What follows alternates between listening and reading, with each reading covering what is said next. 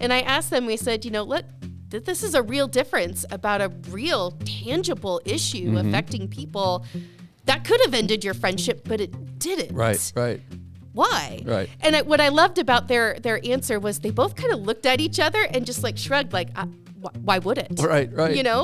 Why would something like that, a disagreement, even though it was over a major issue, why would that end their friendship? Welcome to Being the Change, the official podcast of James Madison University, brought to you by Madison Magazine. Each episode brings you stories of how members of the JMU community combine intellect with action to live lives of purpose and meaning. That's being the change.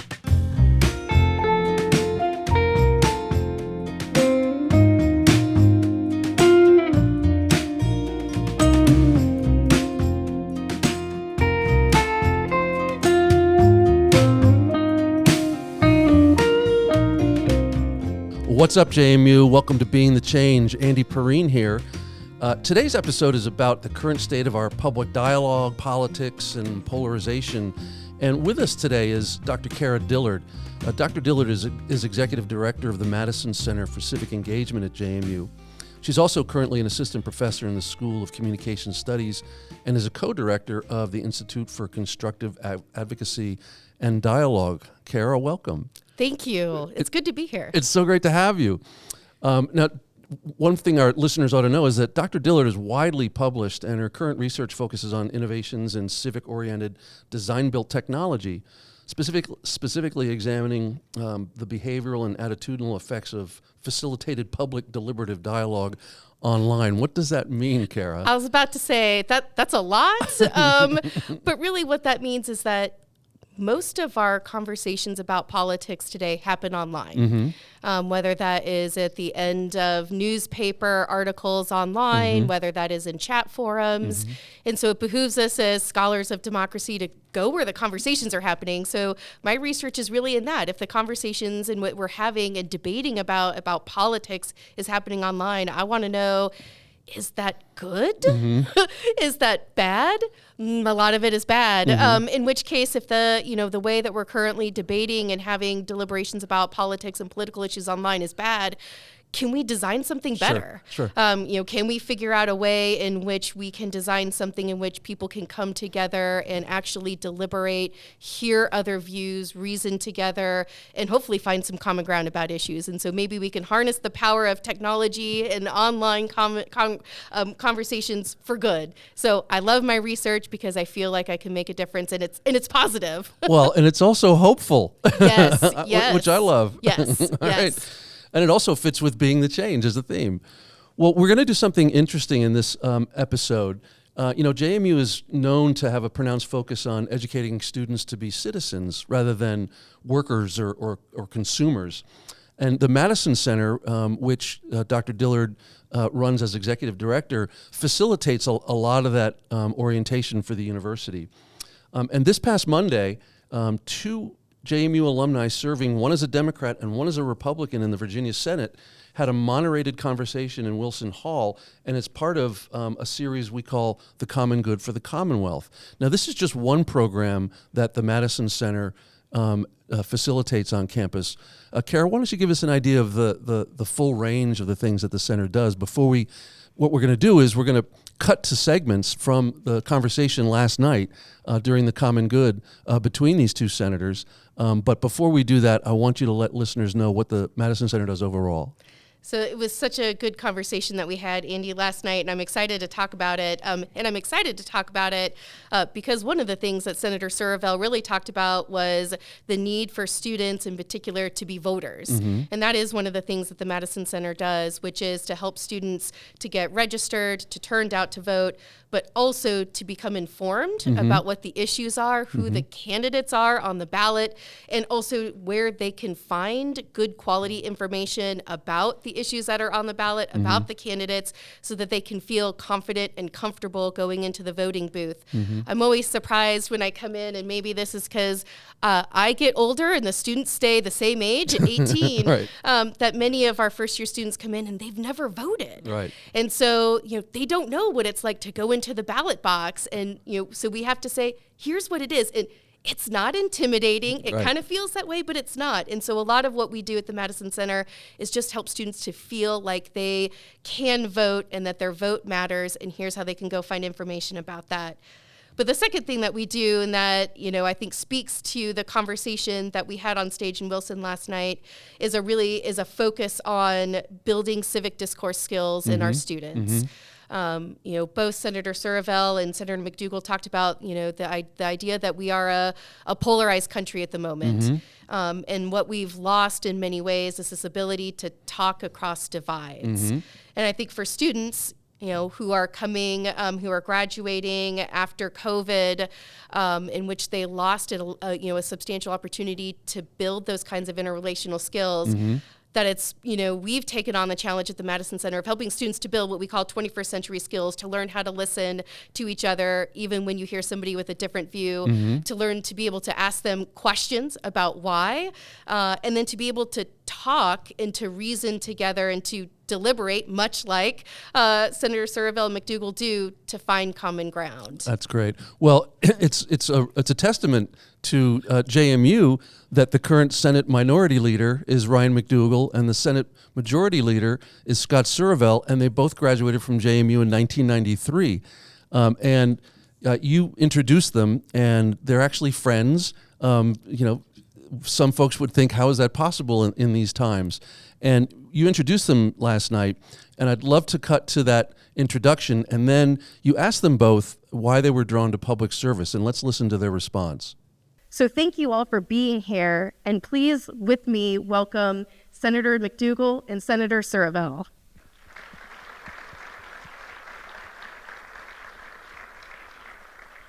So I love hearing the both of you talk about your experience here at JMU. Your class of 1993 alumni, you came to JMU at the same time. You were both political science majors. You were both part of student government at the same time. I can't imagine what that was like. That must have been fun. But I imagine that might be where your similarities end. From hearing both of you talk, your trajectories to JMU were different, that you came from different backgrounds and had different experiences that led you to JMU, and then your trajectory out of JMU was different. So let me ask, what draws you to public service? Well, first of all, I just want to thank you all for putting this series together and promoting civic engagement, especially across party lines. It's really important, especially in today's world. I think nobody has seen it like it is right now. But you read the history books. Maybe it's been in the past, but it really feels like it's out. It's hard to talk to folks, but hopefully we'll reassure everybody that today that's not the case in Richmond. What drove me, the practice of law, what I do for a living, where I go out and I help people every day with their real everyday legal problems. People come to me with a problem, I try and solve it. I got into politics. I always had a political interest, but when I got involved in the party, I was unhappy about some things going on nationally. An opportunity came for me to run for office, and I saw it as a way to help my community solve problems and to help solve bigger problems for more and more people, and because that's something I just really enjoy to do. And that's kind of what drew me to it initially. And then once I got involved and saw what I was able to do, and within the legislature, really kind of get hooked on it. And the longer you're there, the more it rise in seniority, the more bigger things you can do for more and more people, and also for JMU. So that's a little bit of how I got into it. I don't know. How about you, Ryan? Scott and I did take very different paths to get here, and probably our political lives were a little different. My parents were not involved politically. My mother was a school teacher. She taught special education. My dad was a state employee. Mom started a small business, a nursery business, when the interstate cut our farm in half. The 295 cut it right in half. But I remember the elections of Ford and Carter. We were talking about this earlier. That part of our lives, we saw incredible interest rates, inflation. You had to stand in line to get gas. It was very uncertain internationally. With Russia and Cuba, there was always this kind of threat. And then we had a president, Ronald Reagan, that came in that sort of changed the direction of our country and changed the direction of our view. Clearly, it impacted Scott and I differently through that process. But I came through that looking at Reagan's view of the world, view of the country, and what government should do, and equally as important, what government should not do. Oh, those are great responses. And in your work and your research, Kara, the way that Ryan and Scott described their upbringings, they were very different. How important is it? How important are people's formative experiences in shaping their political views? I think that's such a great question, and to hear them talk about, look, we went through the same kind of contextual experiences, the same kind of history, the same, same trends, but we kind of took different things from that. Right. And that shaped who they were. I think it's just a powerful message. What we know from a lot of political science research is, the more that families talk to their children about things like voting, about current events, about what's going on, whether that's at the dinner table, debates at the dinner table, that was my family. Right. The more likely that students are to feel like they have a say in the matters of the world. And so, I love that both of them had that experience. For Surovell, it was an experience that led him in many ways, directly to government. He could see that line going forward. And, for McDougle, it was a little bit different. But there is something powerful about those kinds of formative experiences. I'm doing some current research with a first-year student and a graduate assistant at the Madison Center, asking current JMU students about their formative experiences in voting. And what we're finding this semester is that the students whose families did have those kinds of dinner table talks about politics, little p politics, about what's going on in the world, that those students feel like they understand about how to affect change. And we think that that's really interesting. And so we're trying to bridge, well, okay, if our students aren't getting that kind of conversation at home, how can we build a like program here on campus so that students can have a dinner conversation at D Hall or E Hall? Right. So they're building those kinds of skills. Well, how interesting is it to you that Scott describes being drawn to public service because he wanted to help, and Ryan describes being drawn to public service. I think it sounds as if it was that experience of the highway going through his family farm, and I'm guessing there was some taking of property in that. He was drawn to public service because of things, or the Reagan-esque description of what government shouldn't do. Yet they're friends, yet they can talk, and they both went to JMU, and they're running the Senate. How interesting is that? Well, we know a little something about interstates dividing our property, don't we? Right. Right through the campus. That's right. And so I think that's right. I mean, I asked them a question about, in 2024 in the Senate, they both debated on what to do about the fentanyl crisis in Virginia. And they were both on very different sides about this issue. The Senate Republicans led by Ryan had a view of what the root cause of the fentanyl crisis was and what potential solutions should come from that. And the Senate Democrats led by Scott said, no, and we're not going to pass your bill.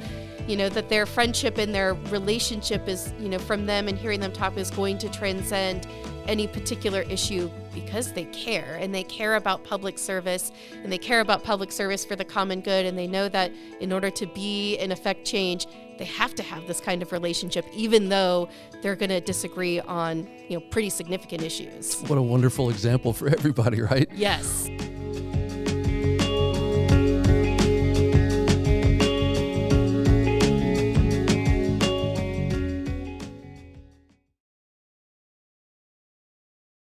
Well, one of the things I love about the Common Good for the Commonwealth is that our students get a chance to get involved in the dialogue. We've had other lawmakers on campus talking about political issues, and the students get to talk to the people.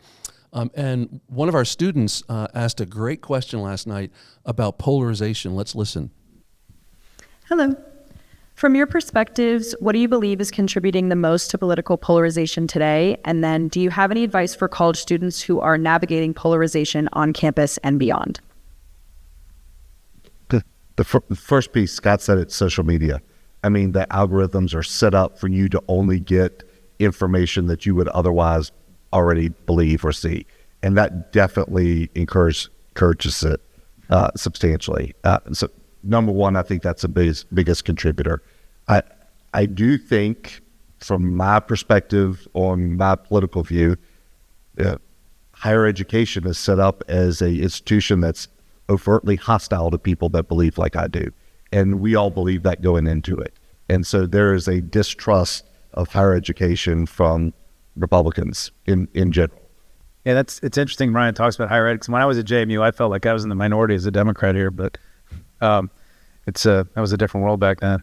On the polarization piece, I would say that Ryan's absolutely right about the social media is a big problem. I think the lack of a real, I think the decline in journalism to me has been a big part of it. And, there used to be like 20 reporters in our chamber in Richmond watching us do our business. Now there's like 4. Local newspapers are unheard of anymore. Like the way they used to put out lots of locals. I mean, all these papers are folding left and right all around Virginia. You get very little local news anymore. The newspapers have very little capacity for independent investigation anymore. Most of the stories they run are things that one of us will feed them or something else, somebody else will feed them. And that the fourth estate, whatever you want to call it, is really sort of, it's not only become polarized itself, what's left of it is becoming polarized.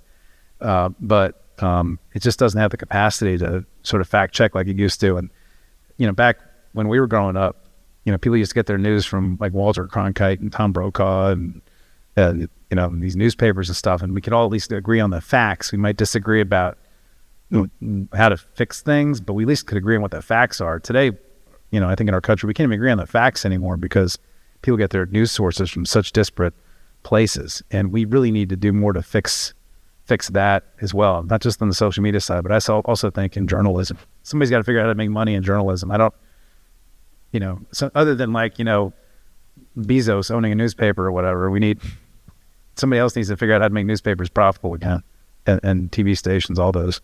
Well, it seems like both Senator McDougle and Surovell agree that social media and the fact that we can't agree on facts is really a major source of the problem. And this is your area of expertise. Yeah, I agree that social media is a contributor, but it's also where especially Gen Z is just at. Mm-hmm. It's where they communicate. Like it or not. Right. It's where they communicate. It's where they engage with each other. It's where, like it or not, they learn about the world around them. Mm-hmm. And, the senators are right that algorithms and the partisan shaping of our media landscape has impacted the kinds of news and the kinds of people that our students are interacting with. But we can't ban it. We can't go back. So all we can do is hopefully try to harness it for the better. Mm-hmm.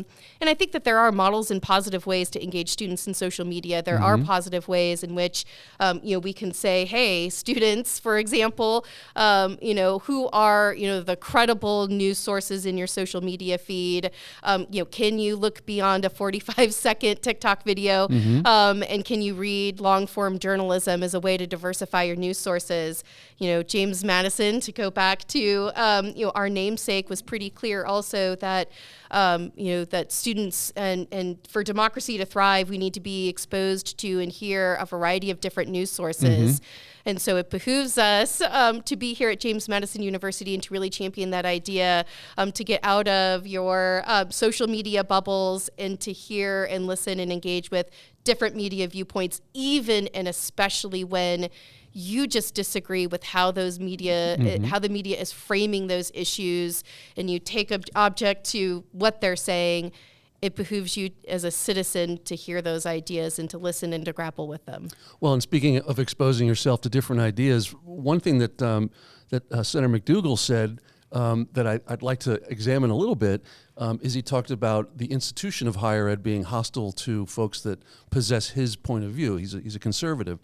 Back in 2007, when Obama was running for president, his campaign made a stop and spoke at the Convocation Center. Meanwhile, in the festival, Tom DeLay was talking to the young Republicans.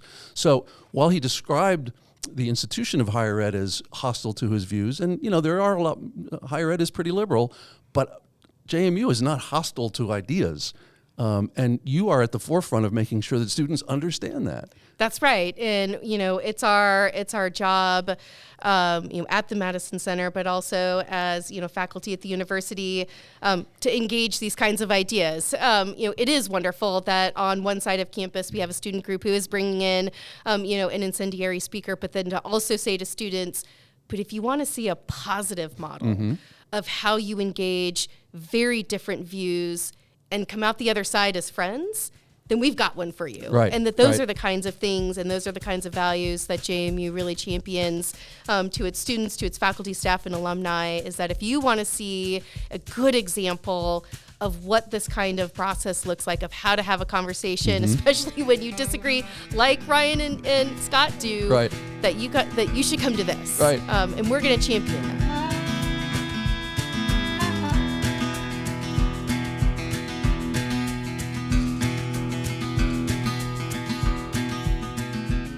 And for our listeners, you can find the archive of this conversation on YouTube. If you search for it, you'll find it. Just search for Common Good for the Commonwealth.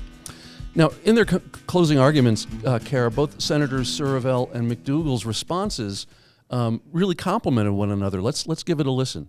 I would just say, vote and get all your friends to vote. Don't lose faith. I think at the end of the day, I think this country is resilient, and I think that people are starting to figure it out. People, I think, are starting to come around on a lot of this stuff. I don't think people like all the division and the polarization. I think a lot of people are looking to solve it and get past it. And, what our world needs out there is people that are going to evangelize that politics and policy is good and that it's okay to disagree. You can have conversation. And we need people that'll go out there and send that message so that we can start talking to each other again to solve our problems, because we got some big ones we got to solve. That's what I'd say. Say what Scott said, just talk with each other, have conversations. You don't always have to agree. Limit the amount of time you're going to talk about the things that you don't agree, but always in a conversation find something you do agree on, because it might not be that topic, but there's some other topic where you can find an agreement. It's that interaction with each other, interaction with people that have a different view than you do, that'll enable us to have better conversations and come up with better solutions. Our legal system is adversarial in nature, but through that adversarial piece, we come up with better solutions and we try to find justice. You can do that through your individual conversations as you're going forward to, just by interacting with people, not on a device, not on social media, but face-to-face and in person. Ooh. Wow, that's great. Yes. I mean, as director of the center named for James Madison, the guy who wrote Federalist 10, which is all about counterbalancing factions, what do you think of Senator McDougle's comment about the system is adversarial, yet we need to find common ground? I mean, I think, and I'll speak especially, about and to students at this point, it's really easy in this day and age coming out of COVID, to feel like we have to be nice to each other. And to feel like the way to make friends and to get ahead is just to be nice. And, in many ways that means just agreeing to agree and be nice and to kind of go our separate ways. Go along to get along. That's right. And, what I hear these two senators really saying and what Madison says is, we need adversary. Right. We need to be able to contest ideas. Yeah. We need to say, I'm not going to be nice, but we're not going to personally hate each other coming out of this conversation. We can take those ideas and we can say, I agree with this, but I don't agree with this. Yeah. Can we find some other way to go about it? And, democracy needs this kind of contestation of ideas, as Ryan said, to come to the better argument, that the way to make policy, the way to make change is for a debate, is for contesting ideas, and we have to have that. I mean, what I really love about what they said, and especially Senator McDougle, is this idea of resilience and finding the kind of small places with somebody that you might disagree with and to nurture those small points of commonality and to say that we're going to use that to build something. Right. And, I think that that's just such a powerful thing to take away from out of that conversation. Well, you see, videos of people screaming at each other at protests who have opposing views. They have the common ground of really caring. They do. Right. That's right. Isn't that a good thing? That's right. If you look at it, they, it may be in many ways they have the same value. They care about safety. Right. They care about health. Right. Okay, screaming aside, but if you can find and you could say, hey, we both agree that, we care about this. We may disagree on why and what that looks like in the outcomes, but let's find a way to talk together about how we can address this together. And let's keep showing up, right? That's right. That's right. Well, Dr. Kara Dillard, it has been an absolute delight to chat with you today. Thanks for joining us on Being the Change. Oh, same. Thank you. and please know that everyone appreciates the Madison Center and you creating these kind of experiences for our students. So thank you. Absolutely. This is a treat for me as well. Awesome. Well, we'll have you back, I hope. Yes. Okay, cool. All right, listeners, remember, if you've got an idea for future episodes of Being the Change, you can reach us at beingthechange@jmu.edu. Until then, go Dukes. Thanks for listening. Subscribe to hear more stories about how members of the JMU community are being the change. Dive deeper and explore countless other stories at jmu.edu/Madison Magazine. Go Dukes. The Being the Change podcast was conceived by Jim Heffernan, editor of Madison Magazine, and me, Andy Perrine, head of JMU Marketing. Thanks to Jenna Polk and her team at the Rose Library Studios, where the show is recorded by Cody Troyer, Steve Adderton, and Olive Santos, all of the crazy talented JMU photo video team, who then produced the final episodes at the Ice House in downtown Harrisonburg. Original music by 2019 alumnus Neil Perrine. You can find the Being the Change podcast on all the popular platforms where we hope you'll like, share, and subscribe.